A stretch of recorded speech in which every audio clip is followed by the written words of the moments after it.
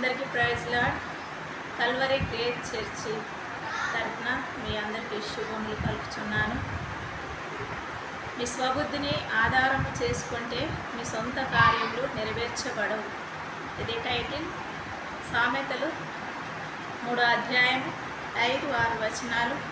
నీ స్వబుద్ధిని ఆధారం చేసుకొనక నీ పూర్ణ హృదయంతో యెహోవా యందు నమ్మిక ఉంచుము. నీ ప్రవర్తన అంతటి యందు ఆయన అధికారమునకు ఒప్పుకొనుము.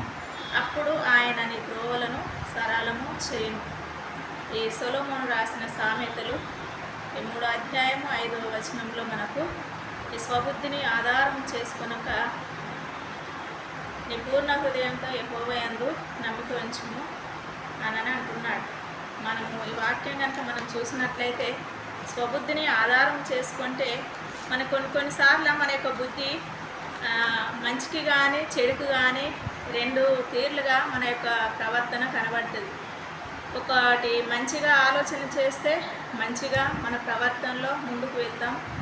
అదేవిధంగా చెడుగా ఆలోచన చేస్తే చెడుగా మన యొక్క జీవితంలో ముందుకు వెళ్తాం.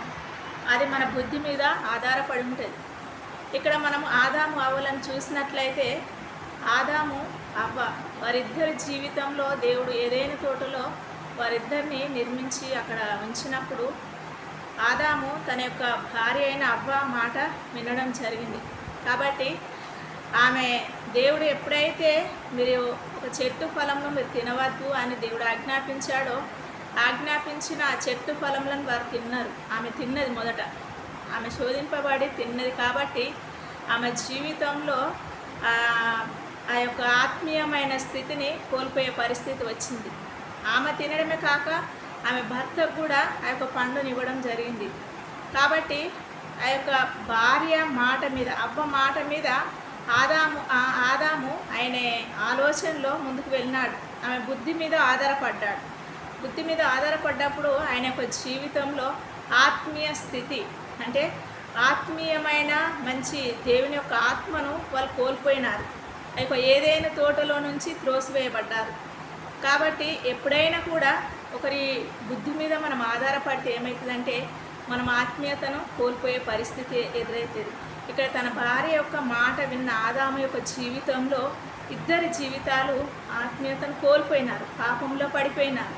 అదేవిధంగా మనం అబ్రహాము జీవితంలో కూడా మనం చూసినట్లయితే అబ్రహాము 75 సంవత్సరాలకు పిలువబడ్డాడు.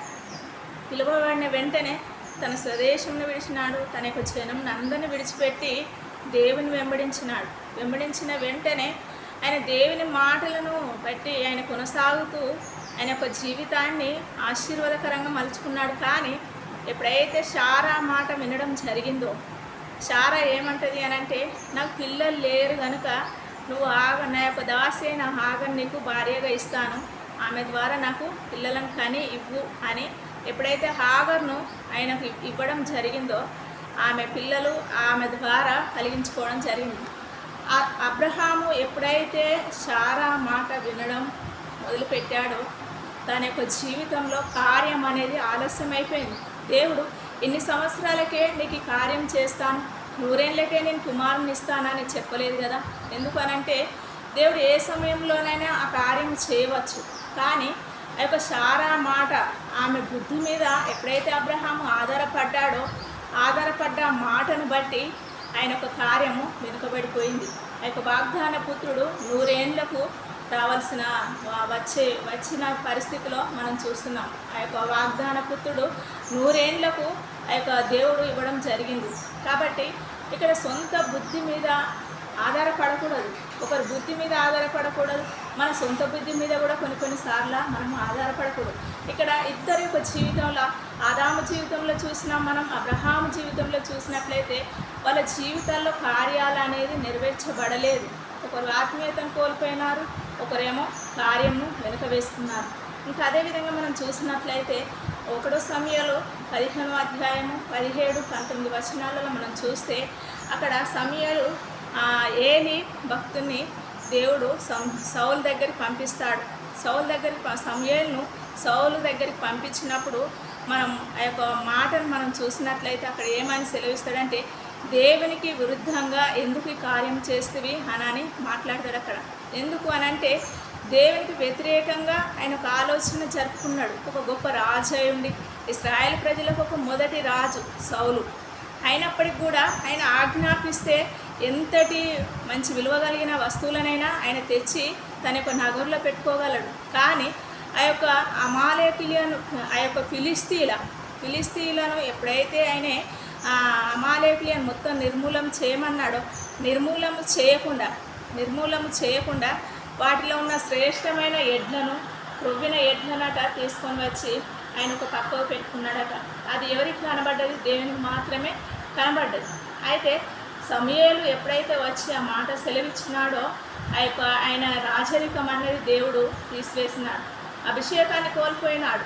దేవుడిచ్చిన యొక్క అభిషేకంను పక్కకు పెట్టిన విధంగా ఆయన తన యొక్క జీవితంలో ప్రవర్తించినాడు. అది సొంత బుద్ధి అని అంటే అది ఎంతో ఘోరమైనది. ఆయన ఒక రాజు అయి ఉండి అలాంటి పని చేయకూడదు అసలు.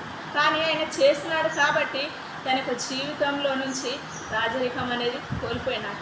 అదేవిధంగా మనం చూసినట్లయితే 1వ దినవృత్తాంతాలు 14వ అధ్యాయం 13 నుంచి 14 వచనాలలో మనం చూసినట్లయితే అక్కడ దావీదు మహారాజు ఫిలిస్తీన్లతో యుద్ధము చేయడానికి ఫిలిస్తీన్లు ఆ లోయలోనికి రాగా అనంటే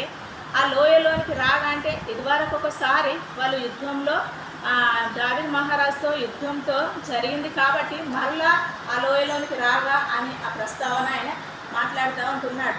అయితే దావీదు మహారాజు ఒకసారి ఫిలిస్తీన్లతో ఓడిపోయినాడు కాబట్టి రెండవసారి ఏం చేస్తున్నాడంటే దేవుని యొద్దకు వచ్చి దేవుని దగ్గర విచారణ చేస్తూ ఉంటున్నాడు. దేవుని దగ్గర తన పరిస్థితి అందరూ చెప్పుకున్నప్పుడు దేవుడు ఏమంటున్నాడంటే, నీవు ఆ యొక్క ఫిలిస్తీన్లు కంబలి చెట్టు చుట్టూ వాళ్ళు వచ్చినప్పుడు నువ్వు కంబలి చెట్టు సాటుకు దాచుకొని ఆ యొక్క కంబలి చెట్టు కొన ఎప్పుడైతే ఊగుతుందో అప్పుడు నీకంటే ముందుగా నేను బయలుదేరి వెళ్తాను, అప్పుడు నువ్వు యుద్ధానికి బయలుదేరు అని దేవుడు సెలవిస్తాడు. ఎప్పుడైతే ఆయన బుద్ధి మీద మొదటిసారి ఆధారపడ్డప్పుడు ఓడిపోయినాడండి. కానీ రెండవసారి తన యొక్క స్థితిని తన బుద్ధి మీద ఆధారం చేసుకోనకుండా ఎప్పుడైతే దేవుని దగ్గర విచారణ చేసుకున్నాడో తన యొక్క జీవితంలో జయము కలిగింది. ఆ యొక్క ఫిలిస్తీన్ల మీద యుద్ధము గెలిచినారు. హల్లెలూయా. దేవుని నామానికి స్తోత్రాలు కలుగును గాక. ఎప్పుడైతే మనము సొంత బుద్ధి మీద ఆధారపడితే, ఇతరుల బుద్ధి మీద, ఇతరుల సలహాల మీద మనం ఆధారపడినట్లయితే మన జీవితంలో ఫలితం అనేది ఉండదు. మనం చూసినట్లయితే నయోమి యొక్క జీవితాన్ని మనం చూస్తుంటున్నాం కదా. నయోమి మనందరూ తెలుసు కదా. నయోమి బెత్లెహేము గ్రామంలో నివసించిన ఒక స్త్రీ, మంచి భర్త, 2 పిల్లలు, మంచి కుటుంబం వాళ్ళది, మంచి ఫ్యామిలీ, పేరుపోయిన ఫ్యామిలీ. కాబట్టి ఆ యొక్క బెత్లెహేము అంటే రొట్టెల గ్రామాన్ని విడిచిపెట్టి కొన్ని రోజులు కరువు వచ్చిందని ఆమె ఇతర దేశానికి వలస వెళ్ళింది తన పిల్లలను తీసుకొని. అక్కడ జీవిస్తున్న వారందరూ చనిపోలేదు కదండి. కానీ ఆమె మాత్రము తన కుటుంబాన్ని తీసుకొని ఎప్పుడైతే దేవుని ఇంటి నుంచి బయటికి, రొట్టెల ఇల్లు అంటే దేవుని ఇంటి నుంచి ఎప్పుడైతే ఆమె బయటికి వెళ్ళిపోయిందో ఆమె ఏది సాధించలేదండి. ఒక మాట నేను సెలవిస్తాను, దయచేసి మీరందరూ ఆలోచన చేయాలి. నా గ్రామంలో ఏమీ లేదు, నా పిల్లలు ఏమీ చేయలేరు, నా భర్త ఏమీ చేయలేడు, మేము బ్రతకలేము, ఈ స్థితిలోనే మేము ఉంటాము ఏమో, మేము ఇలాగే ఈ దీనమైన పరిస్థితిలో మేము బ్రతుకుతామేమో అని ఎప్పుడు కానీ ఆలోచన చేయొద్దండి. నువ్వున్న స్థలంలోనే దేవుని మొరపెట్టడం నేర్చుకోవాలి. నయోమి ఆ విధంగా చేయకుండా చిన్న కరువు వచ్చిందని ఆ దేశాన్ని విడిచిపెట్టి ఎప్పుడైతే బయట పట్టణంలో కానీ బయట దేశంలో కానీ అక్కడ గొప్ప గొప్ప పనులు దొరుకుతాయని వెళ్ళిన వాళ్ళందరూ చాలా నష్టపోతారండి. నయోమి జీవితం కూడా ఆ విధంగానే నష్టపోయింది. మోయాబు దేశంలో అడుగుపెట్టింది, భర్తను కోల్పోయింది, తన 2 పిల్లలను కోల్పోయింది. అయినప్పటికీ ఎప్పుడైతే మరలా ఆ యొక్క బెత్లెహేము దేవుడు దర్శించిండు అని విన్నదో, ఆ యొక్క దర్శించిన బెత్లెహేం గ్రామంలోనికి అడుగు పెట్టినప్పుడట అనేకులు ఆమెను చూసి నయోమి ఈమెనా అని అనుకున్నారట. హేళనకరంగా నవ్వుకునే విధంగా ఆమె జీవితం అయిపోయింది. దయచేసి ఒకసారి ఆలోచన చేయండి. మనం కూడా మన పరిస్థితులలో ఉన్నప్పుడు, మనం ఉన్న పరిస్థితిలోనే ఎప్పుడైతే దావీదు మహారాజు విచారణ చేయగలిగిండో దేవుని దగ్గర, అలా మనం విచారణ చేసినట్లయితే మన జీవితంలో జయము చూస్తాం. ఏది మనం కోల్పోమండి. ఇప్పుడు ఆదాము జీవితంలో ఆత్మీయతను కోల్పోయినాడు, పాపంలో పడిపోయినాడు. అబ్రహాం జీవితంలో కార్యము వెనుక వేసుకున్నాడు శారా మాట విన్నప్పుడు. అదేవిధంగా మనం చూసినట్లయితే సమూయేలు ఒక మంచి రాజు, ఆయన ఇశ్రాయేల్ ప్రజలకు ఒక మంచి రాజుగా పట్టాభిషేకం చేయబడ్డాడు, ఏలినాడు. ఒక చిన్న అమాలేకుల ఒక ఎడ్లను బట్టి, ఒక చిన్న చిన్న వస్తువులను బట్టి ఆయనే దేవునికి విరుద్ధమైపోయినాడు, దేవుని మాటను తిరస్కరించిన వ్యక్తిగా అయిపోయినాడు. చాలామంది కావచ్చు, మనం కూడా కావచ్చు, ఎలాంటి పరిస్థితుల్లోనైనా కానివ్వండి, ఎన్ని కష్టాలైనా కానివ్వండి, ఎన్ని ఒడిదొడుకులైనా రానివ్వండి, ఎలాంటి పరిస్థితి అయినా నీ ముందట ఉండనివ్వండి, ఒకరోజు నువ్వు తినకపోయినా పర్వాలేదు, కానీ నువ్వు ఉన్న స్థితిలోనే దేవుని వెతుక్కోవడం, దేవుని ఆధారం చేసుకోవడం, దేవుని విచారణలో దేవుని అడగడం నేర్చుకోండి. మన బుద్ధి మీద మనం ఎప్పుడు ఆధారపడద్దండి, ఎప్పుడు ఆధారపడద్దు. ఆధారపడితే ఫలితం ఈ విధంగా ఉంటుంది. దేవుడి వాక్యము దీవించునుగాక. Praise lord.